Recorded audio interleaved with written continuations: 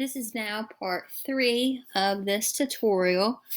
Once again, I want to apologize for the fact that with this screencastify on my computer, you cannot see when I switch tabs. But at this time, you can see that one of our photos have uploaded. You often kind of have to refresh the page to see, oh, and there is our other one.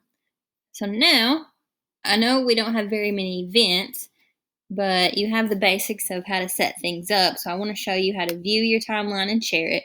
So say that you just kind of want to make sure that everything's looking all right. You can click view this timeline.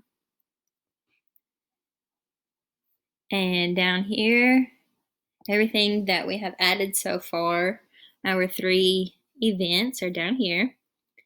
You can click on them like we did earlier. There's the link to our website, our basic Pilgrim Code of Law, and about our Declaration of Independence, and our U.S. currency time span. The time spans are set up a little different than events. They are in blue, kind of smaller compared to the events, which are in white, where you can see them a little bit better. If you had multiple events spread out over a long period of time, or you wanted to see more specifics, you can use this scroll bar at the bottom to move back and forth. To share, if you're completely done with your timeline and you're ready to share it with your class or whoever, you just click share. Hold on, we have to fix this. You first have to click menu, edit timeline, and make sure that this is set for the public so that everyone can see it. Now we can click share. You copy your link and you're ready to embed it, into a PowerPoint, an email, or whatever you need to do in order to share it with other people. There's also an embedded type, but it is only for people that pay for this website.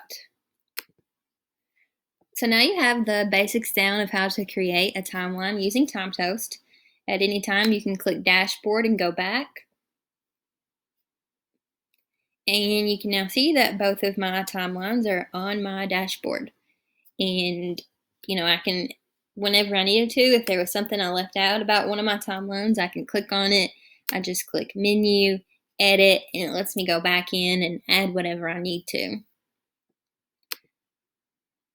This is, for the basic part, a free website.